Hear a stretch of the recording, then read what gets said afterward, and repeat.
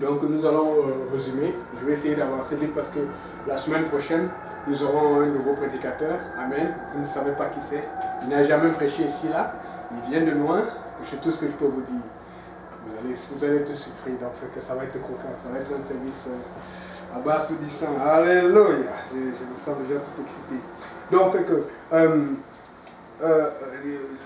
la semaine passée, nous avions dit qu'il faut faire attention à l'offense. L'offense, c'est une arme terrible de l'ennemi parce que dans l'offense, il y a toujours quelqu'un qui t'a vraiment offensé parce qu'il soit il a fait exprès, soit il n'a pas fait exprès. Mais ton but, c'est de faire ce que même s'il a fait exprès, qu'il n'est pas fait exprès, tu gardes les yeux sur Christ. Parce que si l'offense est capable de te déconcentrer, de quitter les yeux, la direction de tes yeux entre toi et Christ, tu es cuit, tu es à la merci de Satan. Et donc tu dois penser à cela. Amen. Nous avions vu comment Moïse s'est laissé offenser par les choses qui se répétaient. Et il n'a tellement laissé ça aller que même Moïse, il a commencé à faire des choses de façon répétée. Tu ne dois pas juste vivre pour Dieu en attendant qu'il te dise la même chose qu'il t'a dit hier. Ce n'est pas parce que ça a marché hier, tel miracle, l'autre miracle va encore fonctionner. Amen. Dieu parle des fois d'une façon et des fois d'une autre façon. C'est pour ça qu'il faut te rafraîchir dans l'esprit. Ce n'est pas parce que Dieu t'a parlé hier ou avant-hier que tu penses que c'est la même parole pour aujourd'hui ou pour demain. Tu dois rencontrer Dieu de nouveau. Ou si tu permets l'expression, tu dois re-rencontrer Dieu. Un témoignage que le pasteur Graham donne souvent, que j'ai beaucoup aimé, c'est de raconter l'histoire des missionnaires. J'ai déjà raconté, mais j'ai beaucoup raconté celle-là. Qui avait besoin de la main de Dieu parce qu'il était mal pris. Tu sais, les missionnaires souffrent souvent. Vous savez, des fois, vous ne savez pas où vous allez mettre les offrandes. Des fois, envoyez en mission. Surtout en temps de pandémie, là, ils reçoivent encore moins d'argent. Vous pouvez toujours aider quelqu'un. Nous sommes bénis ici, là. Nous sommes dans l'abondance. Et donc, le missionnaire était, je ne sais pas si c'était un pays en Afrique ou là, et puis il était mal pris, il commençait à manquer de gaz. Et là, il ne savait pas quoi faire. Et donc, il est parti par la fois à la station d'essence. Il s'est arrêté, il a vu le pompiste, il a dit au nom de Jésus, remplis ce tank. Et puis, lui là, tu sais, des fois quand tu es découragé là, quand tu n'as plus le choix, tu fais ce qu'il y a à faire, tu vois un peu. Et puis maintenant, il a fait ce qu'il avait à faire. Il a fait confiance à Dieu. Et puis le pompiste a rempli la tank d'essence. Et puis il lui a dit, ok, c'est correct, tu ne payes pas. Vas-y, que ton Dieu te bénisse. Il était content. Alléluia. Il a chanté, il a chanté. Et tu sais que les missionnaires, quand ils font ça, ils font beaucoup de témoignages. Ils font beaucoup de témoignages. Il a raconté ça quand il était reparti aux États-Unis.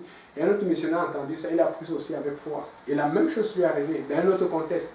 Il manquait d'essence. Il commençait à voir ici des fois. C'est des fois, même quand tu manques d'essence, c'est parce que tu veux aller quelque part, c'est important. Et maintenant, tu as le choix de rentrer, reprendre l'argent, aussi de voir tes économies. Parce qu'on n'a pas les banques en Afrique ou ailleurs, elles ne sont pas comme chez nous. Et des fois, là, tu es dans une situation là où il y a une porte qui est ouverte. Il faut que tu ailles là maintenant, surtout que les villages sont loin. Si tu repars pour faire 2-3 heures de route pour aller en ville, là où tu étais, alors qu'on t'a appelé dans le village. Donc, en fait, il faut souvent prendre des décisions par la fois pour ne pas manquer d'opportunités. C'est souvent comme ça en Afrique. Parce que quand tu viens là, c'est comme ça même par un père de village ou un oncle. Quand ils t'appellent, parce qu'ils aiment ça le respect. Si tu ne viens pas au moment où on t'a appelé, vous le connaissez, tu as perdu. Alors que quand tu viens au moment, ça veut dire qu'il est à ta merci. Et des fois, quand tu viens plus tard, beaucoup plus tard, trop en retard que le moment où on t'a appelé, tu peux perdre l'âme en Afrique parce que pour lui, c'est manque de respect que tu n'es pas venu quand il était prêt à te recevoir. Donc, fait que souvent, les missionnaires sont confrontés à ce genre de choses. Et donc, je pense que c'était une situation similaire à laquelle le missionnaire était confronté. Et donc, il a décidé d'aller de l'avant. Et il commençait à manquer de gaz. Et là, il s'est rappelé de l'histoire de l'autre, ton missionnaire, et il est allé à la station d'essence, et il a fait la même chose. Il a dit au nom de Jésus, avec toute la foi et le zèle. Il était tout. Mais le pompier remplit l'essence et il dit, ok, il faut que tu me payes, tu me dois tant. Là, regarde le gars, son cœur commence à... Tu sais, souvent quand ton cœur commence à battre, c'est à l'intérieur, mais tu as le moment que tu entends ça, voir le... Tu dis, oh Seigneur, tu m'as abandonné. Il a commencé à parler dans son bateau. Et devinez quoi? Alors qu'il est en train de paniquer, alors qu'il a te dit, Seigneur, comment tu m'as lâché, tu as failli, on m'a dit que tu ne faillis jamais, tu es puissant, Bon, ok, bon, les chansons où on dit que le Seigneur ne faillit pas, il pense à tout ça. Il voit quelqu'un qui arrive en très très grande vitesse et qui lui fait un signe. Et quelqu'un qui lui dit, mais je t'ai vu il y a longtemps, il y a quelques heures, j'essaie de te faire signe pour te suivre parce que je te devais de l'argent depuis. Et la personne vient et lui donne l'argent et c'était beaucoup plus que ce qu'il avait besoin pour l'essence. Et il prend cela, il perd son essence, il dit, Seigneur, pardonne-moi. pardonne-moi, moi je ne discute plus. C'est comme ça que Dieu va te faire. Des fois tu es là, tu dis, oh Dieu, est-ce que tu m'as peut-être, tu fais là, tu ne dis pas ça ouvertement, mais tu fais l'attitude comme, tu m'as oublié, Seigneur. On dit que tu es là, que tu es le rocher. Moi je suis là, je suis sur la poussière. Donc là il était comme, et Dieu est très fort pour te confronter. C'est pour ça que ne mets pas Dieu dans une situation où c'est toi qui doutes de lui, mets dans une situation où c'est toi qui lui montres que Seigneur, je ne vois rien, mais je ne doute pas, je ne vois rien, mais je ne doute pas, je suis là Seigneur, même si c'est chaud, tu dis Seigneur, je vois, voilà, tu tires de qui. Amen. Alléluia. Donc fait que Moïse, il se peut qu'il y ait quelque part là où les analyses, le trop, certaines situations étaient un peu de trop, et il a voulu faire quelque chose d'un peu spectaculaire. Il a cogné au rocher 2 fois alors qu'il avait cogné une fois la première fois, alors que Dieu ne le lui a jamais dit. Ce qui veut dire qu'il est probable qu'il n'ait même pas entendu quand Dieu lui a parlé, parce qu'il pensait que quand Dieu lui parlait, il est tellement sensible que non, voilà ce que Dieu va vouloir sûrement dire. Fais attention en pensant que voilà ce que Dieu veut peut-être dire. Il faut que tu repartes quand tu ne sais pas, quand tu as un flash, il faut que tu repartes pour dire Seigneur, c'est quoi ce flash que tu m'as donné? Seigneur, c'est quoi cette vision que tu m'as donnée? Parce que Dieu t'attire pour que tu le reconsultes. Dieu t'attire pour que tu le rencontres. Dieu t'attire pour que tu repars à la planche de dessin, que tu repars à la table de géométrie, que tu repars à la table de modélisation afin de te modeler et de te préparer pour sa gloire, pour sa volonté, pour la direction dans son Saint-Esprit. Et donc Moïse a perdu sa promesse pour voir la terre promise. Et regardez quel ça peut être dur, parce que pour un homme comme Moïse qui avait tout, qui était le leader en Israël, qui était fort, qu'est-ce qui pouvait lui faire mal? Il avait des enfants, tout allait bien. C'était de voir la main de Dieu, parce que vous savez, quand tu sers le Seigneur, et quand Dieu te fait des promesses, comme par exemple, il y aura un réveil mondial, il y aura un réveil au Québec, il y aura un réveil en Afrique, il y aura un réveil au Cameroun, il y aura un réveil au Bénin, dans tous ces pays. Écoutez, moi je crois qu'il y aura un réveil mondial. Moi je veux voir ce réveil. Tu sais, des fois là, ce réveil peut arriver, mais tu peux ne même plus être dans l'église. Mais tu as commis tellement d'erreurs que tu as honte de repartir. Tu vois ça là, tu es dans le monde, tu dis, mais c'est vrai cette affaire. Mais tu es tellement lié par le péché. Il ne faut pas rire avec le péché. Le pasteur Kaouzé a tellement bien expliqué ça à l'étude du lundi. Il ne faut pas rire avec le péché. Le péché peut te lier que tu vois même les choses que Dieu avait promis arriver autour de toi, mais tu n'es plus capable de sortir parce que tu as pris plaisir à cela. Et il ne faut pas rire avec le péché. Et moi, je veux voir ce réveil. Je veux voir les gens recevoir le Saint-Esprit dans la vie. Je veux voir les gens crier, danser pour le Seigneur, tomber, oh Rabasanta, je veux voir cela. Oh Seigneur, que Dieu n'enlève pas ses promesses. Maintenant, le Seigneur alors, il a réglé cela avec Moïse, parce que le Seigneur aussi est intelligent, c'est lui qui a créé l'intelligence, il est fort, il sait tout. Il sait que si maintenant Moïse parle, qui était l'homme d'autorité, il a tellement fait de miracles devant Israël, qu'il avait eu beaucoup d'autorité. Tu as fait tellement de choses avec Dieu, que tu as eu beaucoup d'autorité, beaucoup d'impact sur la vie des gens, au point où tu penses qu'à cause de cet impact, tu veux commencer à faire un truc que Dieu ne t'a pas dit de faire. Fais très attention quand tu t'utilises. Fais très attention quand Dieu t'a déjà utilisé. Parce que oui, ta réputation va te précéder. Les gens vont savoir, oh, voilà l'homme de Dieu. Voilà la femme de Dieu. Ouais. Et tu as beaucoup d'impact sur les gens. Mais fais très attention. Ne joue pas avec les âmes. Ne joue pas avec le peuple de Dieu. Ne joue pas avec ce que Dieu met de saint. Amen. Et donc Moïse, quelque part, il y a quelque chose qu'il a lâché sortir. Et Dieu, pour le protéger, il a quand même fait le miracle pour que le sorte, afin que le peuple voit, oh, Moïse, il agit encore. Et Dieu, dans sa bonté, Dieu, dans sa puissance, mais dans sa sévérité, il a appelé Moïse de côté, il a dit, viens t'Antoine, écoute mon chum de gars, Moïse est ami de Dieu. Tu es peut-être mon chum, tu es peut-être mon ami, mais à cette heure-là, moi je te dis, c'est fini, tu ne vas pas rentrer là-dedans. Parce que Dieu probablement a adressé certaines choses à Moïse, mais Moïse était tellement déjà affecté par ce peuple. Il avait tellement prié pour ce peuple. Est-ce que Moïse n'aurait pas dû juste dire accepter le jour où Dieu a dit, laisse-moi, je vais t'utiliser pour refaire un peuple à partir de toi. Je ne suis pas en train d'être méchant, mais comprenez-moi pourquoi je dis cela. Dieu a fait tourner Israël pendant 40 ans au désert. Mais la Bible dit que Dieu a dit que vous allez tous mourir. Amen. Mais sauf les enfants. Dieu n'avait pas prévu de tuer ses enfants. Dieu voulait se débarrasser de tous ceux qui n'ont pas cru. Dieu voulait garder les autres. Amen. Donc, fait que, à la fin, des fois, il faut attention quand Dieu dit quelque chose, quand Dieu peut les capter. À la fin, Dieu a fini par tuer ceux qui voulaient tuer sur place. Mais Moïse a intercédé pour ne pas les tuer. Amen. Alors, ce qui fait que Moïse a intercédé pour un problème, pour quelque chose que Dieu trouvait problématique, parce que Dieu disait qu'ils m'ont tenté 10 fois. Dieu disait que c'était déjà trop. Mais Moïse disait que c'était pas trop. C'est pour ça que c'est important de prier pour qui Dieu te dit de prier. Des fois, on va dire que de prière, c'est bien regarder prière. Mais dis, Seigneur, pour qui je dois prier? Parfois, tu vas prier pour un problème alors que Dieu t'a dit de ne pas prier. Je vais vous donner un exemple. La Bible dit que lorsque Dieu parle à Samuel pour dire va honner David, la Bible dit que Samuel était en train de prier pour Saül. Samuel n'avait pas cessé. Pourtant, Dieu dit, mais pourquoi? Dieu lui dit bien, je l'ai rejeté. Dieu lui dit, je l'ai rejeté. Écoute, quand Dieu dit, il a rejeté quelqu'un, quand Dieu l'a dit, laisse Dieu faire. C'est vrai qu'il y a des gens pour qui on peut intercéder, mais il y a souvent de ces personnes, je ne suis pas en train de dire qu'il ne faut pas prier pour les gens, mais il y a souvent de ces situations que quand tu vois que tu n'as rien le contrôle, que ça ne bouge pas, dis Seigneur, guide-moi dans la prière. Et dirige-moi que je prie en langue, que ton esprit agisse, mais ne force pas parce que tu vas mettre beaucoup d'énergie sur là où Dieu ne t'a pas dit de mettre de l'énergie. C'est pour ça qu'il faut être très sage, surtout quand tu gagnes les ans, surtout quand tu vas faire des études bibliques. Tu ne peux pas faire, au départ, quand on commençait avec le frère Pau, frère Abou, pasteur Lulette, on voulait faire tous les études bibliques du monde. Tout, partout on allait, on voulait, partout où il y avait l'étude, on voulait. Que ce soit frère Christian, on voulait tous les enseigner. Maintenant, qu'est-ce qui se passe, c'est que, après on a compris que bon, c'est vrai qu'il faut enseigner, mais il faut être sage. Est-ce que ça sait, est-ce que ça va? Parce que des fois, le diable va te faire une étude biblique pour te perdre le temps. Il faut être très sage. Amen.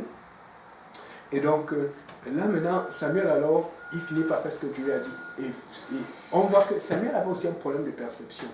Parce que regardez, première chose, c'est que quand la Bible dit que Saül était l'homme selon le cœur de Dieu. Amen. Attends, je vois que c'est ça. C'est une nouvelle caméra. Ça remplace celle qui était tombée la dernière fois. Ok, donc Saül était l'homme selon le cœur de Dieu. Amen. Donc, non, Saül était l'homme selon le cœur d'Israël, désolé. C'est David qui était l'homme selon le cœur de Dieu. Parce que, qu'est-ce que Saül avait comme caractéristique? Il était grand de taille, il était beau, David aussi était beau, mais il avait des longs cheveux, il était comme... C'est ça que les gens voyaient, parce que les gens regardaient les autres rois, on disait que les rois c'était tous les plus forts. Écoute, si Dieu prend quelqu'un de maigrichon, de mince, et il fait le travail, où est le problème? C'est pas Dieu.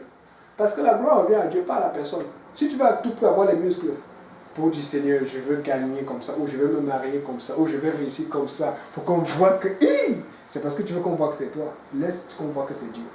Et donc, fait que, quelque part, tu vois même quand Saül, sa relation avec Samuel, tu vois que Samuel l'aimait beaucoup. Vraiment, le prophète s'était attaché. Fais très attention quand tu es homme de Dieu, femme de Dieu, tu t'attaches trop aux gens. Surtout quand ils sont loin. Parce que tout le monde peut défaire, tout le monde peut faillir. Le frère Yannick peut faillir. Je vous l'ai dit dernièrement quand on parlait, écoutez, que si quelqu'un vient vous dire que le frère Yannick a commencé à dire qu'il ne faut plus baptiser au nom de Jésus-Christ, ou qu'il ne faut plus être rempli de cet esprit avec l'évidence par la langue pour être sauvé, fuyez-moi, vite, vite, vite. Parce que c'est le message de l'évangile, parce que c'est le message de Dieu. Donc fais attention quand tu t'attaches. Et donc, quelque part, Samuel s'est beaucoup attaché à Saül, au point là où, vous voyez, il était habitué à certains stéréotypes. Même Samuel, je ne suis pas en train de dire que les hommes de Dieu sont mauvais. Je suis en train de dire que même les hommes de Dieu peuvent avoir des points faibles. Regardez aussi notre problème. Quand il arrive pour voir les fils d'Isaïe, qu'est-ce qu'on dit? On fait envoyer Eliab ou Étude le premier, il dit, c'est sûrement lui. Dieu dit, non, ce n'est pas lui. Oublie-le, parce que Dieu ne regarde pas.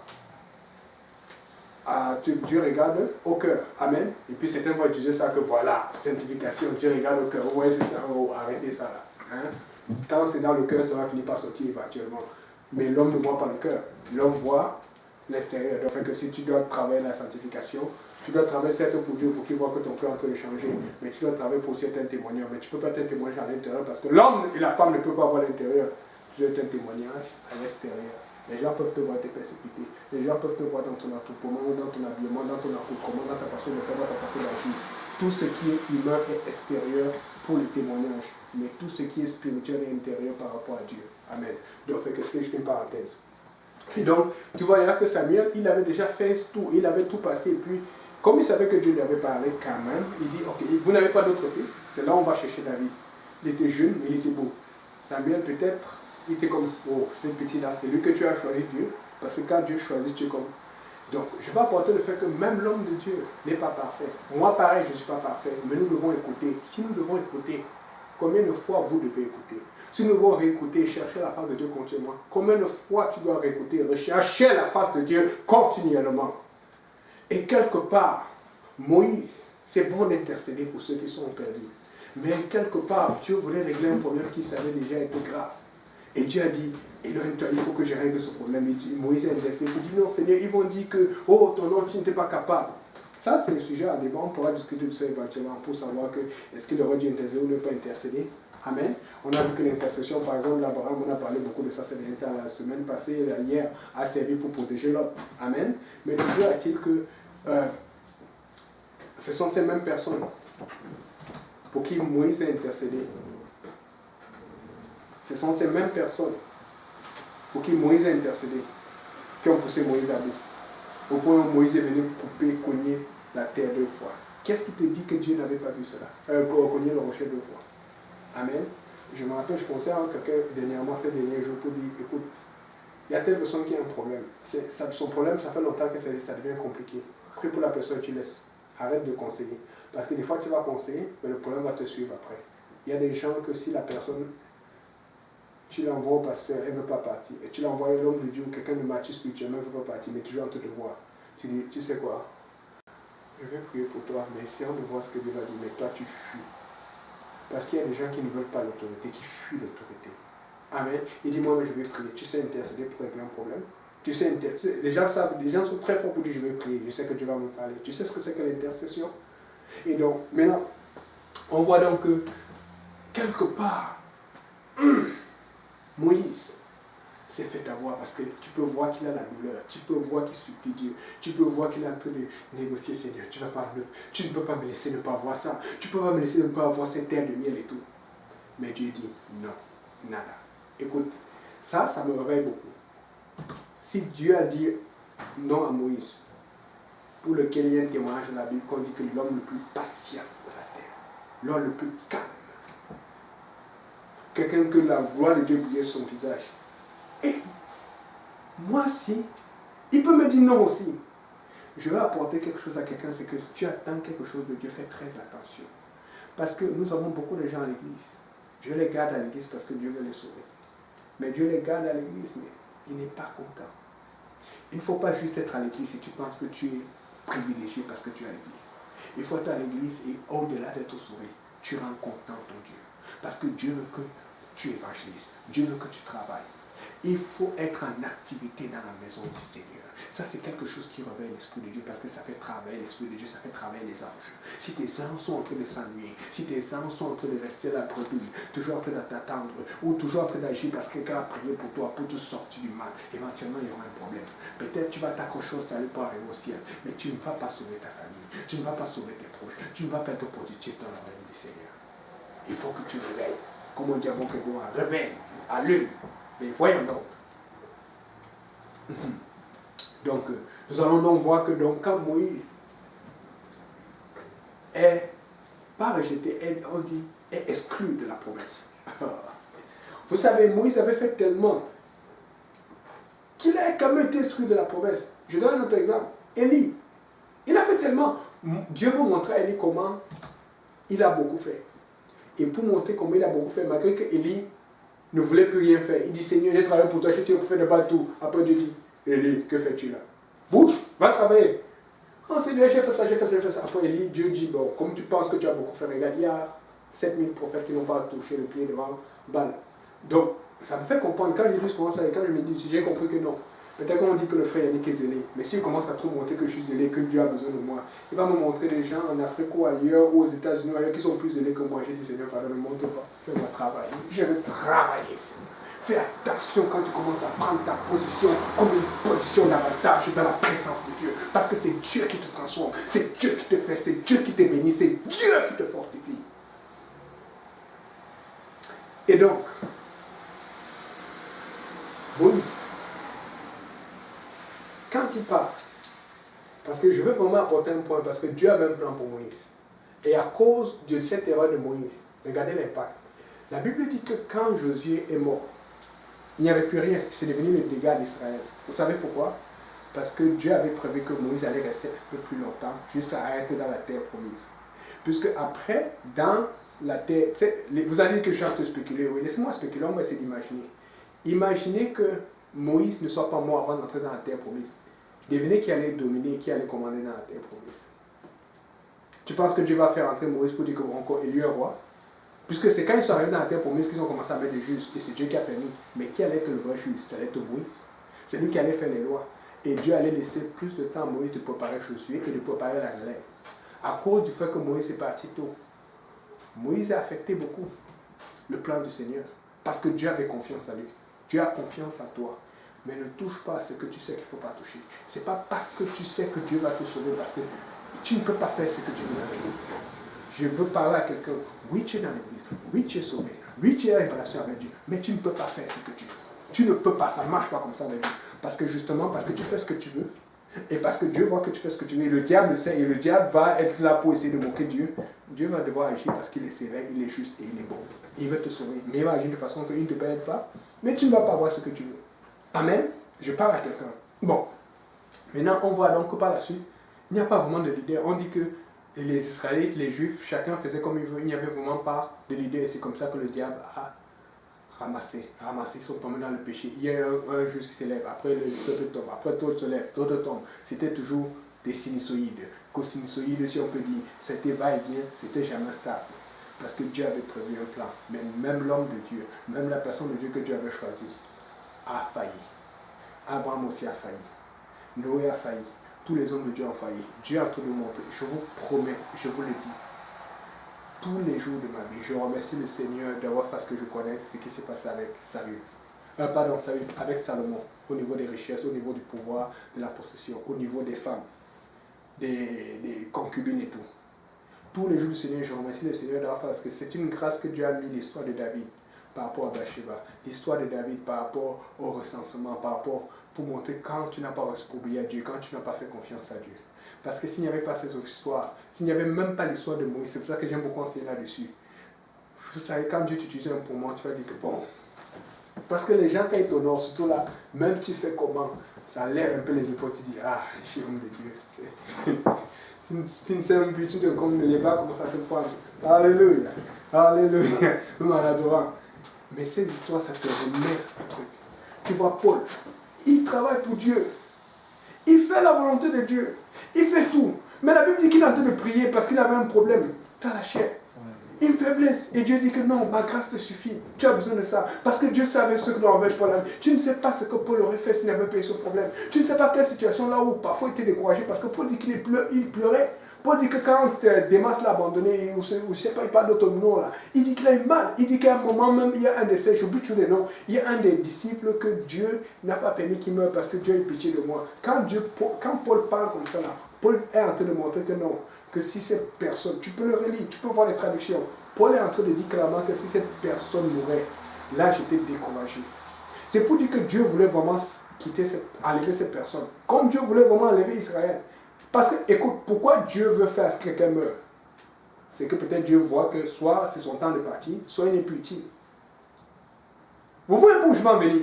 C'est-à-dire qu'il y avait quelqu'un qui était peut-être son temps de partir, ou qui n'était plus utile, mais Paul était trop attaché à la personne. Ne vous fâchez pas quand vous pensez que le frère Yannick est dur, il ne s'attache pas. Ce n'est pas parce que je ne veux pas m'attacher, c'est pour me protéger. Parce que j'ai compris quelque chose dans l'évangile. Oh, Jésus me dit, mon père, ma mère, mon frère, ce sont ceux qui servent le Seigneur et qui obéissent. Tu n'obéis pas, tu n'es pas mon père, tu n'es ma mère, tu n'es pas ma soeur, tu es une personne à qui je vais apporter la parole de Dieu. C'est comme ça. Je ne te déteste pas, ne me déteste pas, ou si tu me détestes, c'est un problème. Mais je sais que je dois faire attention. Je peux vous dire que même Paul, il y avait quelqu'un que si Dieu faisait mourir, est-ce qu'il aurait été moins affreux? Je ne sais pas. Mais tu vois la façon dont Paul en parle, tu peux comprendre que ça l'aurait beaucoup affecté. Parce qu'il dit, Dieu a pitié de moi, pour que je n'ai pas de douleur après douleur. C'est-à-dire qu'il y a des gens, et c'est ça, je sais ce qu'il a ressenti, dans le sens là où j'ai ressenti, des gens qui sont à l'église, qui sont en feu, et pleurent la même pour une offense, pour une fausse situation, pour un mariage, pour de l'argent. Il a laissé le Seigneur. Ça fait mal, c'est comme, on était ensemble. On criait, tu as même prêché, évangélisé dessus, qu'il faut mettre Dieu en premier. Mais tu es le premier à partir quand il y a telle situation. Ça fait mal. Et quand Paul voyait cela, Paul dit, Seigneur, pardon, même lui, pardon. Donc, Dieu a gardé quelqu'un en vie. Dieu a empêché quelqu'un de mourir. Parce que Paul avait trop mal. Mais est-ce que Dieu voulait vraiment que cette personne vive? Parce que tu vois vraiment que la personne a été proche de la mort, comme Paul le dit. Est-ce que Dieu voulait vraiment que ceux qui sont d'Israël, qui sont restés 40 ans, est-ce que Dieu ne voulait pas en finir avec eux le même jour? Je ne sais pas. Je n'aime pas parler des gens comme ça parce que c'est pas, personne ne veut mourir. Mais toujours, on dit que si quelqu'un n'a pas de foi, il s'éloigne de Dieu. Et donc, on va parler de l'appel de Josué pour voir un peu comment Dieu refait les choses. Lisons Josué, chapitre 1, verset 1 à 9, si le frère Kaïl l'a peut lire, s'il te plaît. Alléluia.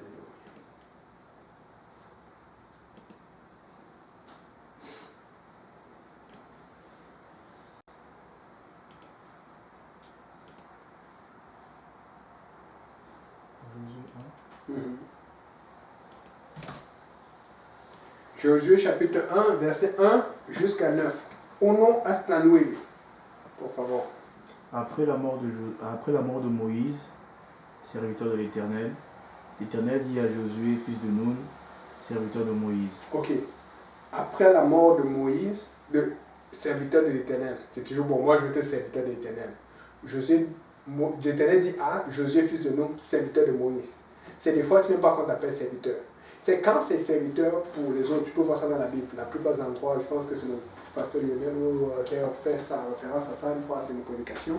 Le pasteur Kanzi aussi, c'est doulos. Doulos, ça veut dire totalement. Quand tu vois même Apocalypse, je pense 1, je vais relire ça rapidement parce que c'est important qu'on comprenne à quel point Dieu veut qu'on soit ses serviteurs, mais il fait de nous aussi ses amis. Parce que des fois, là, quand tu n'es pas serviteur, tu peux pas être ami d'après moi. Amen. Et Apocalypse 1, ça dit révélation de Jésus-Christ que Dieu lui a donné pour montrer à ses serviteurs les choses qui doivent arriver. Je vais regarder une autre version parce que des fois on dit que ça change. Révélation de Jésus-Christ que Dieu a fait pour connaître à ses serviteurs les choses. Si tu es serviteur de Dieu, tu vas être aussi serviteur d'un homme de Dieu. Ou tu vas être servant d'une femme de Dieu. Amen. Maintenant, ce qui se passe, c'est que Josué avait une telle soumission, Josué avait une telle proximité avec Moïse, que Dieu a dit, ok, c'est ton tour, viens ici. Quand Dieu t'appelle, c'est bon, alléluia, tout le monde est content. Mais pense aussi que c'est des problèmes, mais ce sont des bons problèmes, mais c'est des problèmes. Amen. Parce qu'il ne va pas dire, oh, tout va bien. Il va dire, Seigneur, prépare-moi, parce que là où tu m'envoies là, c'est là. Comme on dit dans d'autres films, c'est la Gestapo, c'est grave, c'est donc maintenant, on va parler à Josué, fils de Nun, serviteur de Moïse, et il va dire ceci, si je ferai qu'elle l'appelle, s'il te plaît. Je dis Josué. Moïse, mon serviteur, est mort. Maintenant, lève-toi, passe ce Jourdain, toi et tout ce peuple, pour entrer dans le pays que je donne aux enfants d'Israël. Moïse, mon serviteur, est mort. Dieu ne dit pas il est mort de quoi. Il est mort pourquoi?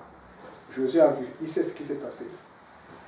Le fait que des fois Dieu va faire, et c'est pour ça qu'il faut être sage dans l'église, parce que quelqu'un va faire quelque chose, il va prier, il va chercher la face de Dieu, tu sais pourquoi ça ne marche pas, tu n'as pas besoin d'exposer. Mais Dieu permet que tu le saches pour que tu ne fasses pas la même erreur. Nous avons assez de cas dans la Bible, mais je ne sais pas pourquoi on fait toujours les mêmes erreurs. Moïse, mon serviteur, est mort. Toi-même, tu as vu. Dieu ne l'explique pas. Tu as vu qu'il est mort. Mon serviteur, il me servait, mais il est mort quand même. Alors qu'il était supposé entrer dans la terre. Mais si en fait, je ne vois pas comment Dieu serait débarrassé de lui parce que Dieu aimait Moïse. Amen. Continue, mon frère. Verset 3. Tout lieu que foulera la plante de votre pied, je vous le donne, comme je l'ai dit à Moïse. Vous aurez pour territoire depuis le désert. Parce qu'il avait déjà promis cela à Moïse. Alors pourquoi Moïse n'a pas foulé la plante de son pied? Pas parce que Dieu ne voulait pas. Continue, mon frère. Vous aurez pour territoire depuis le désert et le Liban jusqu'au grand fleuve, le fleuve de l'Euphrate, tout le pays des Étiens et jusqu'à la grande mer vers le soleil couchant. Ok, amen. Maintenant, quand tu regardes la carte, va voir le Moyen-Orient, va voir Israël. Tape Liban, tu vas voir le Liban, c'est pas loin d'Israël. Tape le désert, à peu près, et regarde la grande mer qui est autour là, d'Israël. Maintenant, regarde l'Euphrate. L'Euphrate se trouve en Irak. Et donc, quand tu vois l'Euphrate, la Bible dit que votre frontière sera depuis le désert et de ce Liban jusqu'au grand fleuve, le fleuve de l'Euphrate, tout le pays des Étiens et la grande mer vers le soleil couchant. Donc, quand tu fais juste une ligne entre la mer en dessous d'Israël, le Liban, et tu vas jusqu'en Irak, tu traverses l'Euphrate, tu continues, puis tu redescends, tu vas voir. C'est-à-dire que ça, c'est la promesse que Dieu a faite à Israël. Tu vas voir que, maintenant, regarde la carte d'Israël, tu vas voir, c'est comme une petite ligne aujourd'hui. Si tu regardes la carte qui est donnée selon cette cette parole biblique, la carte est plus de 10 fois plus grande que le territoire qu'Israël a aujourd'hui.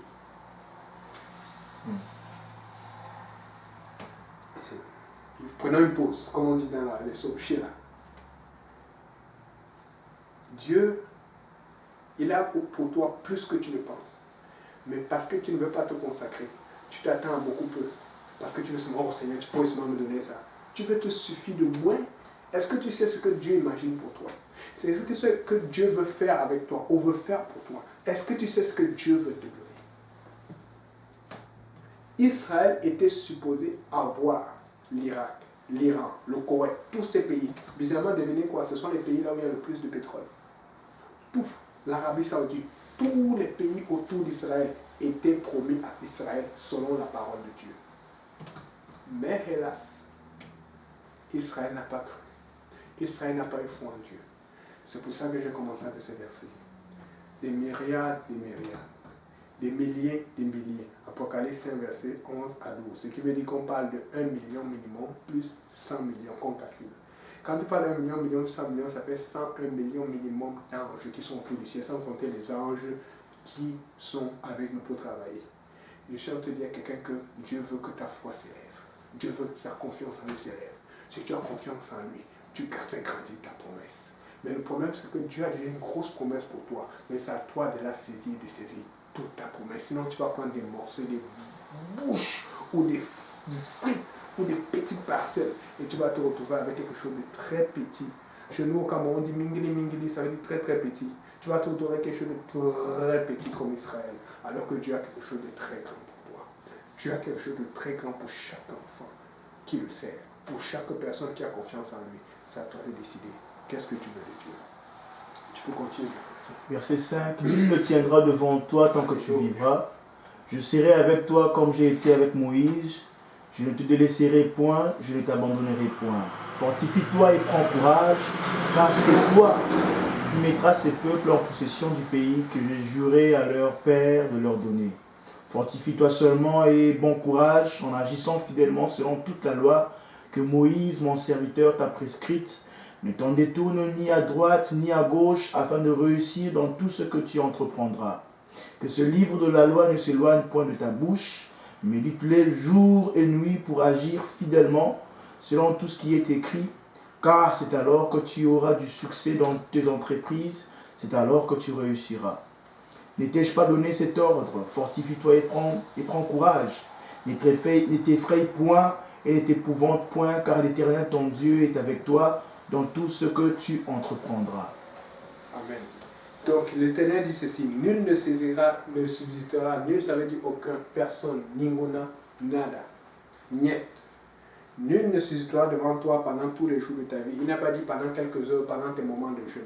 Parce que Dieu sait qu'il y a des moments où tu vas pouvoir jeûner, il y a des moments où tu ne vas pas pouvoir jeûner. Il sait qu'il y a des moments où tu seras haut, tu seras haut, il y a des moments où tu seras bas. Mais tu as besoin d'une certaine constance. Une certaine constance dans ta relation, une constance dans la prière. Une constance.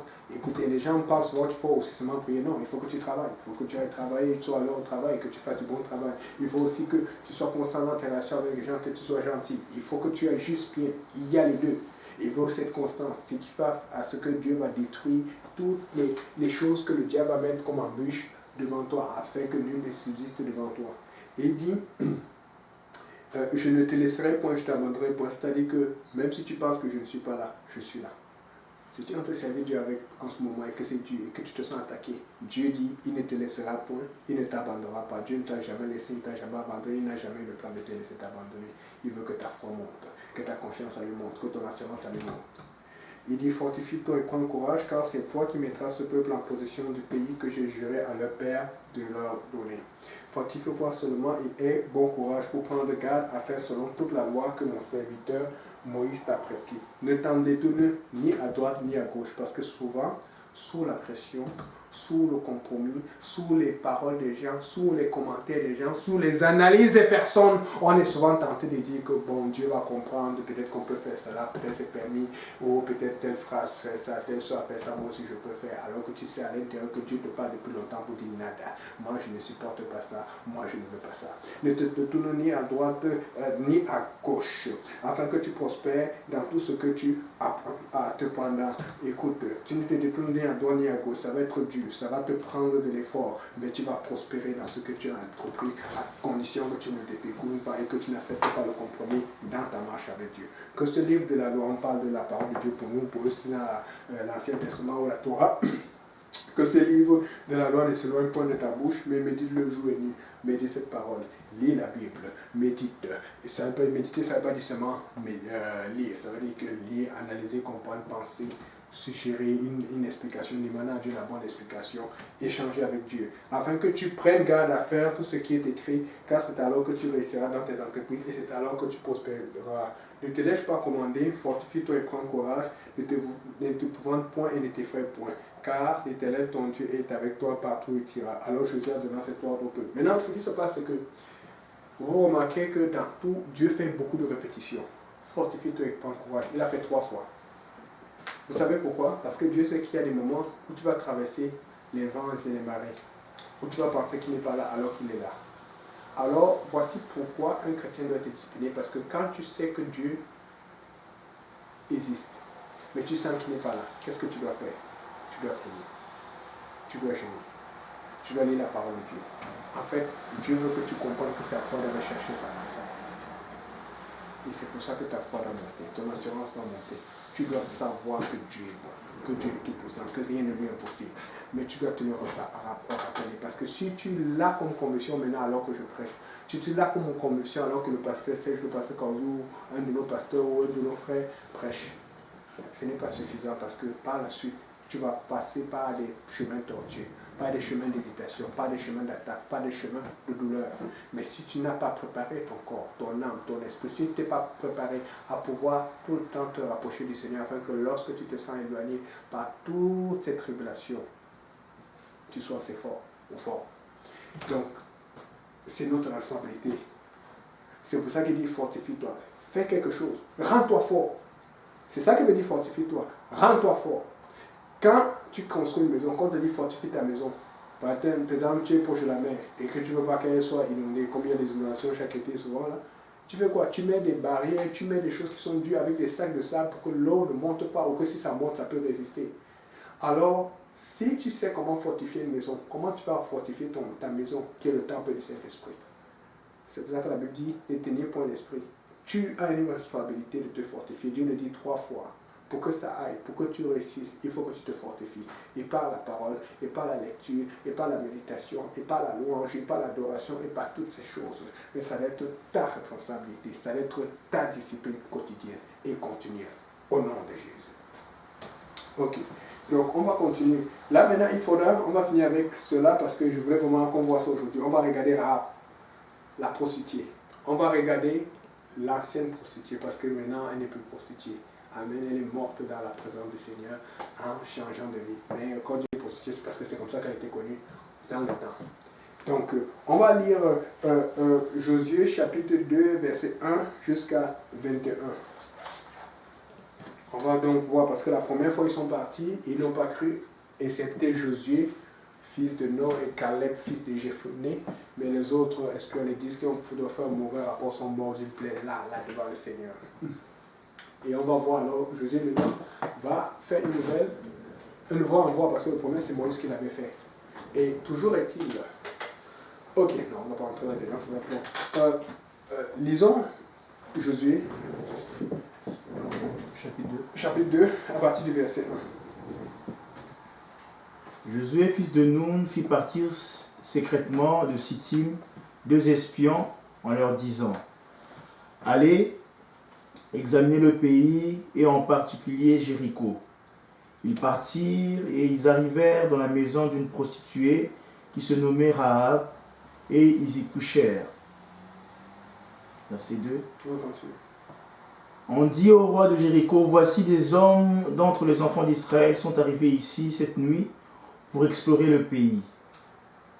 Le roi de Jéricho envoya dire à Rahab: Fais sortir les hommes qui sont venus chez toi, qui sont entrés dans ta maison, car c'est pour explorer tout le pays qu'ils sont venus. La femme prit les 2 hommes et le cacha, et elle dit: Il est vrai que ces hommes sont arrivés chez moi, mais je ne savais pas d'où ils étaient. Et comme la porte a dû se fermer de nuit, ces hommes sont sortis, j'ignore où ils sont allés. Hâtez-vous de le poursuivre et vous les atteindrez. Elle les avait fait monter sur le toit et les avait cachés sous les tiges de lin qu'elle avait arrangées sur le toit. Ces gens les poursuivirent par le chemin qui mène au gué de Jourdain et l'on ferma la porte après qu'ils furent sortis.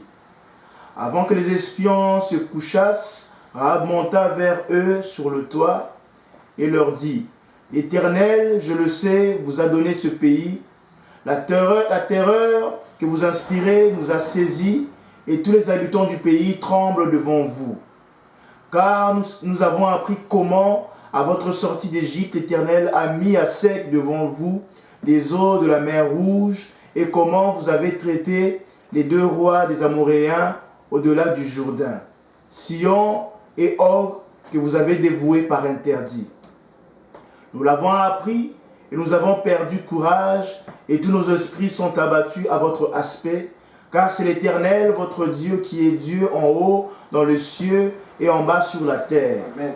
Donc vous voyez tout un puissant témoignage. Tout à l'heure, quand on a ouvert le service, on a essayé de booster la foi des gens pour qu'ils reconnaissent à quel point Dieu est fort, Dieu est puissant, Dieu est grand, Dieu est magnifique.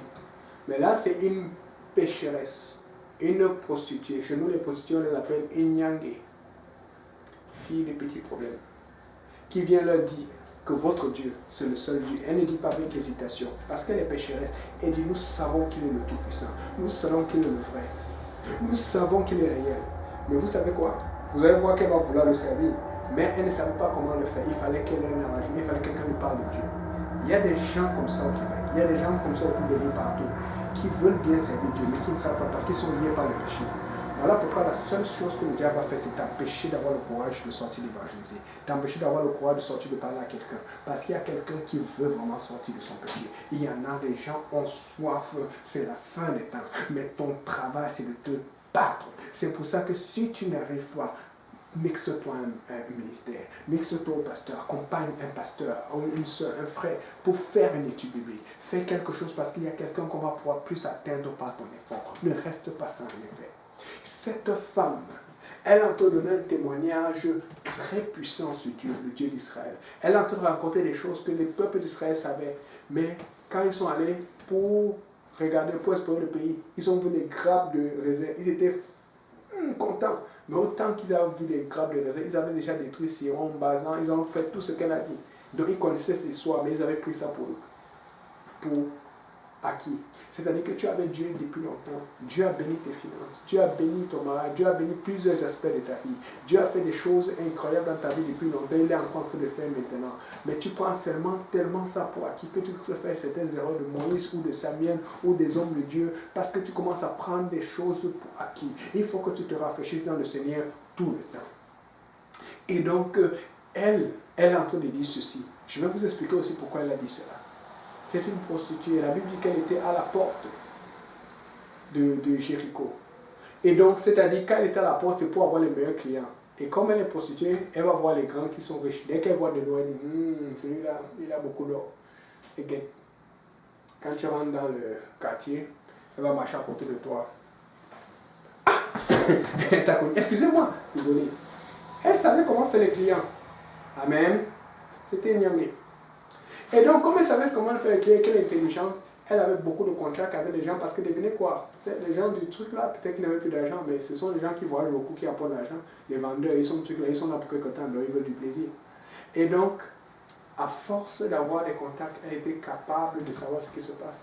Mais devinez quoi? Quels étaient les gens les plus riches dans Jéricho? C'était sûrement les gouverneurs, les princes, les gens qui avaient l'argent et le pouvoir, et donc c'était peut-être aussi ses clients. Mais ces gens, quand ils parlaient d'Israël, vous savez que quand tu es dans la couche, tu es dans le lit avec une femme ou avec quelqu'un, avec une personne du sexe opposé, amen, et que tu es dans un point de faiblesse, tu te confies. Et je ne sais pas comment expliquer ça, mais les femmes ont ce sens pour ressentir quand tu as peur ou tu n'as pas peur. Les gouverneurs ou les gens qui étaient ses clients avaient beau parler pour dire qu'ils sont forts, mais elles sentaient la peur. Et elles voyaient ceux qui étaient honnêtes qui disaient, oh, moi j'ai besoin de réconfort. Et ils venaient trouver leur confort auprès d'elle. Et ils se confiaient. Et elle a compris que, wow, quel est ce Dieu qui est fort? quel est ce Dieu qui fait marcher son peuple? Elle dit qu'ils ont perdu courage à leur aspect, c'est-à-dire que tu es là, tu te regardes, tu te prends, oh Seigneur, je ne suis rien et tout. Mais alors que toi, tout ce que Dieu te demande, c'est de prier, de parler en langue. Quand tu avances, les gens te vont dire, wow, wow, wow, wow, wow, wow, wow. Tu as vu comment il brille? Tu as vu comment il brille? Wow, wow, ça c'est qui ça? C'est une chasseuse de démons. Tu es là, oh le monde te regarde et dit, yeah. Quand on veut passer à côté de toi, on tourne, on dit, ça va, on fait comme ça les courageux, mais les gens à l'intérieur, on fond, on a peur, on dit que non, moi je ne peux pas avoir affaire à lui. Si j'ai affaire à lui ou à elle, ça dit que je vais avoir affaire à son Dieu. Mais toi, quand tu avances, tu es comme, coin. Écoute, lève la tête, lève le menton, redresse les épaules et tu dis je suis enfant de Dieu. Parce que je suis enfant de Dieu, tu ne vas pas me faire n'importe quoi. Oh, Rabachité. Elle a su cela, elle a dit que non, il y a un peuple qui a une assurance, il y a un peuple qui a un comportement, mais il n'y a pas qu'un peuple qui a une assurance, il y a un peuple qui est un Dieu qui ne faillit jamais, un Dieu qui ne perd jamais, un Dieu qui est tout puissant. Elle le savait. Et comme elle le savait, elle a dit, la Bible dit qu'elle a caché. Vous savez quoi? C'est sûr qu'elle avait déjà fait quelque chose comme cela. Peut-être quelqu'un qu'on cherchait un voleur ou une situation, ou quelqu'un qui était un bon client. Mais elle a pris le risque parce qu'elle savait que, oh, cela peut me tuer. Mais je sais qu'il y a quelque chose avec eux. Et donc quand elle a caché, je continue au nom du Seigneur Jésus. Ça dit, je pense que c'était un Dieu au roi de Jéricho qu'elle est venue, mais elle a dit, elle a menti et tout. Et je ne suis pas son mensonge, elle était pécheresse, donc ça ne veut pas dire que toi tu peux mentir. Elle était pécheresse. Et la Bible dit que nous l'avons appris et notre cœur s'est fondu. Verset 12. Maintenant donc jurez, moi je vous prie, par l'Éternel. Elle fait jurer par l'Éternel parce qu'elle savait que, oh, cet Éternel est tellement important. Et Dieu seulement a mis la confiance dans son cœur que si vous jurez par lui, elle avait appris que tu ne jures pas. Les gens du monde savent que tu ne jures pas par le nom de Dieu. Et je vous dis, je connais des gens dans l'église, des gens qui jurent par le nom de Dieu. C'est ce qui te dit, je te prie, je jure au nom de Dieu sur ma vie. Il y a des gens qui font cela dans l'église parce qu'ils veulent avoir raison. Vous vous maudissez, faites attention, criez l'Éternel. Nous sommes dans l'église, nous ne croyons pas Dieu. Il y a beaucoup de gens qui le font, mais ils veulent tellement avoir raison, ils veulent tellement avoir le dessus, qu'ils se maudissent avec des paroles comme cela. Faites attention quand vous parlez de Dieu. Ne prononcez pas le nom de l'Éternel en vain. Ne prononcez pas le nom de l'Éternel pour la gloire personnelle, parce qu'on va tout pour avoir quelque chose. Parce que même si tu as ce que tu désires, le diable peut venir te rechercher 2, 3, 4 ans plus tard, et c'est le scandale, c'est le malheur dans ta vie. Et donc, elle dit, jurez-moi par l'Éternel. Elle est en train de te dire que, écoute, on m'a dit que ton Dieu est tout puissant. Jure-moi par lui. Fais attention quand un enfant qui ne connaît pas Dieu vient vers toi et dit que fais-moi confiance, rassure-moi par ton Dieu. Fais attention, ne le manipule pas. Ne manipulez pas les âmes. Et donc, il dit, jurez-moi par l'Éternel votre Dieu c'est ça. Que puisque j'ai usé de bonté avec vous, vous userez aussi de bonté avec la maison de mon Père et donnez-moi une preuve assurée. Elle veut une réelle preuve, elle veut une foi, elle veut quelque chose qui la rassure. Amen. Écoutez, nous, les preuves assurées, c'est d'abord le baptême au nom de Jésus qui est le baptême du Saint-Esprit et de parler en langue. Il y a des gens qui attendent juste ça pour le faire, mais ils ne savent pas quoi faire. Mais comment ils vont savoir quoi faire si personne n'est là pour prêcher, si personne n'est dans les rues, si personne n'est dans les bourgades, si personne n'est sur Internet, si personne n'est dans les réseaux sociaux pour parler du Dieu de Jésus-Christ. Écoutez, peut-être qu'il y en a 1000, il y en a 10 000 qui dénigrent le Jésus, il y en a 10 000 qui dénigrent Jésus, mais il y a toujours un, il y a toujours deux, il y a toujours trois, il y a toujours quelques-uns qui vont accepter et qui cherchent Dieu. Si c'est pour un, pour deux, que tu vas passer par 10 000 qui sont négatifs, passe par les 10 000 qui sont négatifs, mais prêche à la personne qui va te porter, qui va recevoir et qui va le faire.